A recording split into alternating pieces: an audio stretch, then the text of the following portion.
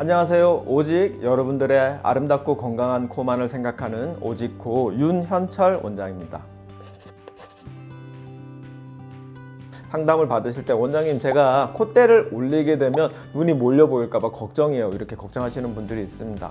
물론 이제 이게 콧대가 많이 올라가게 되면 피부는 당겨오게 돼 있어요. 그러면 당연히 눈과 눈 사이 거리는 좁아질 수 있게 되고, 또 한 가지는 콧대가 이렇게 서게 되면 시각적 착각이라고 이야기할 수 있는데, 이게 좀 눈매가 조금 더 가까워 보이거나 좀 눈매가 시원해 보이는 효과가 있습니다. 즉 가령 점과 점 사이가 있는데 그 사이에 우리가 이렇게 그림자를 넣게 되면 이 두 점 사이가 아무것도 없을 때보다는 훨씬 더 가까워 보이는 그런 효과가 있습니다. 그렇기 때문에 이제 수술하시기 전에 눈과 눈 사이 거리나 이런 것들을 확인을 하고 콧대를 얼마나 올릴까, 그런 것들을 결정을 하시는 게 좋습니다.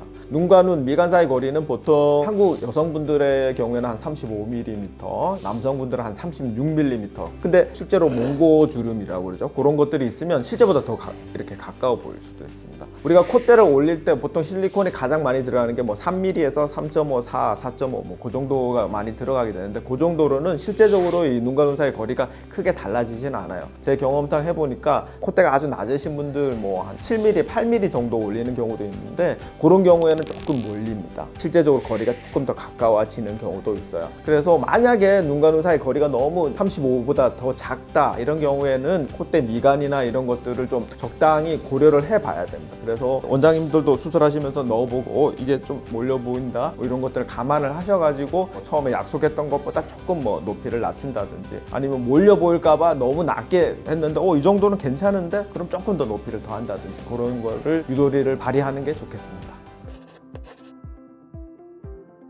일반적으로 코의 시작점, 이상적인 높이는 개인마다 약간 차이가 있을 수 있어요. 그러니까 보통 우리가 정면에서 볼 때 이마, 코, 턱 1:1 대 0.8 정도 비율로 잡는데, 코가 좀 긴 분들은 시작점이 조금 낮게 출발해야 되고, 코가 좀 이렇게 짧은, 들창코 말고 코 길이 자체가 짧은 경우는 시작점이 좀 약간 높게 시작해도 됩니다. 여성분들 같은 경우에는 좀 콧대를 높게 잡는 경우에는 여기 속눈썹 있죠, 쌍꺼풀 라인, 거기서부터 콧대가 시작되는 경우가 있고, 좀 자연스럽게 라인 하는 경우 우리가 검은 눈동자, 동공 이라고 그러는데 그거의 딱 절반, 거기서부터 콧대가 시작되는 게 좋습니다. 물론 남성분들은 그거보다 조금 더 3mm 정도 좀 더 높게 시작을 하게 되죠. 상당히 어려운 문제입니다. 코가 길고 그다음 미간이 좁은 경우에 있어가지고 일단 시작점은 조금 낮추는 게 좋아요. 코 길이가 여기 쌍꺼풀에서 이렇게 시작되는 게 아니라 한 요 정도에서 시작이 되도록. 코가 길면 조금 더 이렇게 중성적인 여성스러운 이미지가 떨어지게 되고 좀 나이가 더 들어 보일 수가 있습니다. 그렇기 때문에 그런 경우에는 시작점을 조금 낮추는 게 좋습니다. 그런데 또 유독 여기가 너무 낮고 길다, 그런 경우에는 미간을 좀 올리되 콧등 중간이 좀 낮아서 약간 곡선 느낌, 그러니까 뭐 직반버선, 직선 이런 것보다 반버선 이런 식으로 가는 게 조금 더 효과적으로 코가 어려 보이고 짧아 보이게 할 수 있습니다. 예, 오늘은 콧대가 낮아서 올릴 때 가장 걱정하시는 게 나 눈이 몰려 보이면 어떡하지? 이렇게 걱정하시는 분들이 많을 겁니다. 그래서 눈이 이제 평균적으로 어느 정도 되고 어느 정도 우리가 이제 높이를 올렸을 때 그런 것들을 피할 수 있는지, 그런 거에 대해서 궁금증을 말씀드렸습니다.